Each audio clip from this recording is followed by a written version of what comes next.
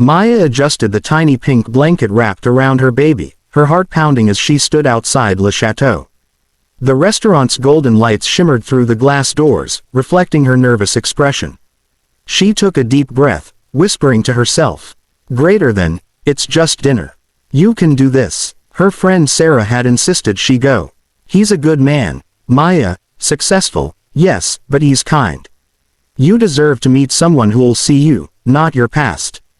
But as Maya looked down at the stroller, where little Lily was cooing softly, she wasn't so sure.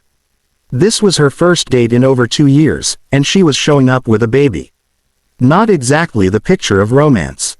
Her babysitter had cancelled an hour before. For a moment, she thought about calling it off, but something in her heart whispered that maybe, just maybe, she should take a chance. She pushed the stroller through the doors. Instantly, the sound of soft piano music, clinking glasses, and low laughter filled the air. Heads turned, conversations paused, a waitress raised an eyebrow.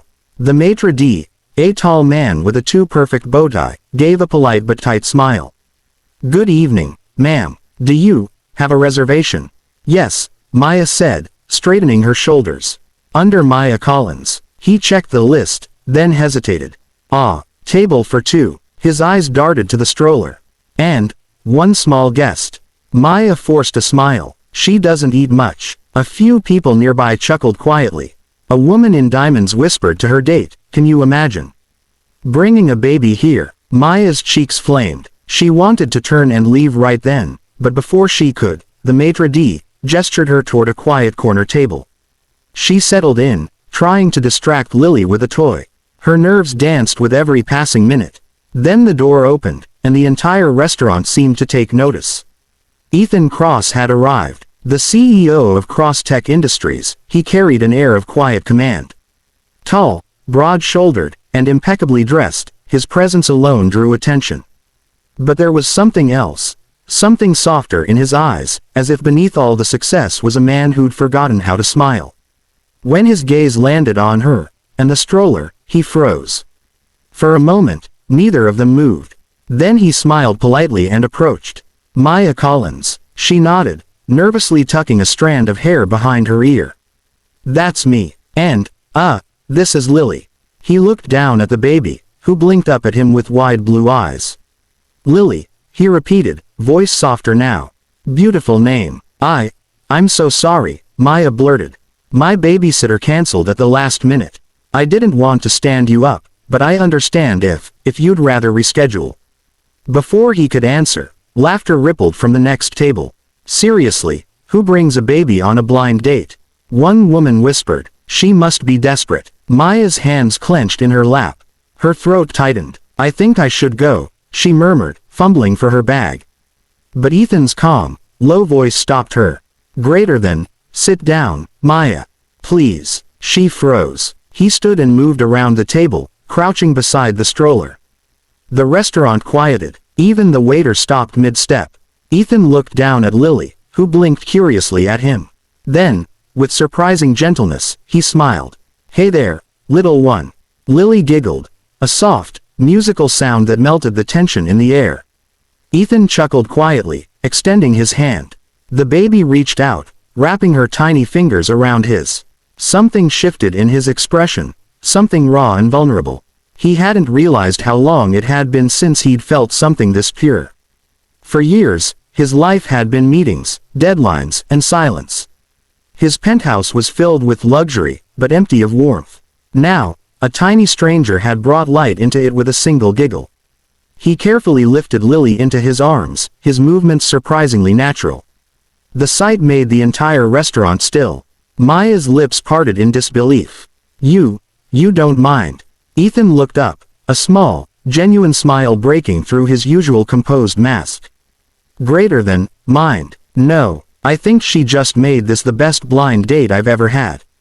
The whispering stopped, the stares softened, and as Ethan held Lily close, her small hand resting over his heart, Maya saw something she hadn't expected. Not pity, not judgment, but understanding. Dinner turned out nothing like Maya imagined. After Ethan held Lily, the atmosphere shifted. The judgmental stares faded, and the whispers stopped. He didn't just tolerate her daughter, he adored her. He fed Lily tiny bits of mashed potatoes from his plate, made funny faces that sent her into fits of giggles, and even dabbed her chin with a napkin like a natural father. Maya sat across the table, caught between disbelief and quiet admiration. No man had ever looked at her child with such warmth before, not even her late husband. As the waiter refilled their glasses, Ethan leaned back with a soft smile. "Greater than, this isn't quite the dinner I expected," he said, "but I think it's better than any I've had in years." Maya smiled shyly. "You're being kind." He shook his head. "No, I'm being honest. Most women I meet only talk about work, money, or reputation. But you're different. You showed up even when everything went wrong. That says a lot." Maya looked down at her hands, feeling her heart flutter in a way it hadn't in a long time. "Different isn't always good." He met her eyes, voice steady. "Greater than, it is when it's real." Her breath caught. For a moment, the world around them blurred. Lily babbled softly between them, her tiny hand resting on Ethan's wrist, grounding them both. When the check came, Ethan waved it away before she could protest. "Greater than, dinner's on me. Consider it a thank you for letting me meet the most charming dinner companion I've ever had." Maya laughed. "You mean Lily?" Ethan smirked. "I was talking about you. But yes, she's quite the charmer too." Outside, the night air was crisp and smelled faintly of rain. The city glowed with 1,000 lights, and the soft sound of traffic filled the silence between them as Ethan walked beside her. "Do you live far?" he asked. "Just a few blocks away. I didn't want to drive with Lily. Then I'll walk you both home."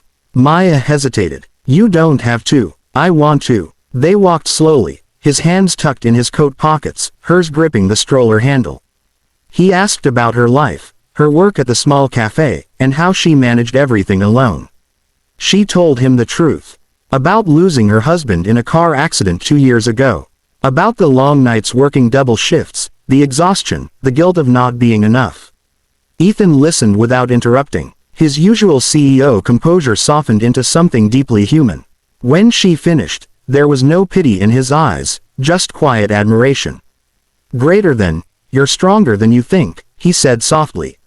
"Most people would have given up. You didn't." Maya swallowed hard, touched by his sincerity. "I didn't have a choice. Lily depends on me." He looked down at the stroller and smiled faintly.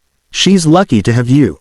A light rain began to fall, and he instinctively took off his jacket, draping it over her shoulders. The gesture was simple, but it made her heart ache in the sweetest way. When they reached her apartment building, she turned to face him.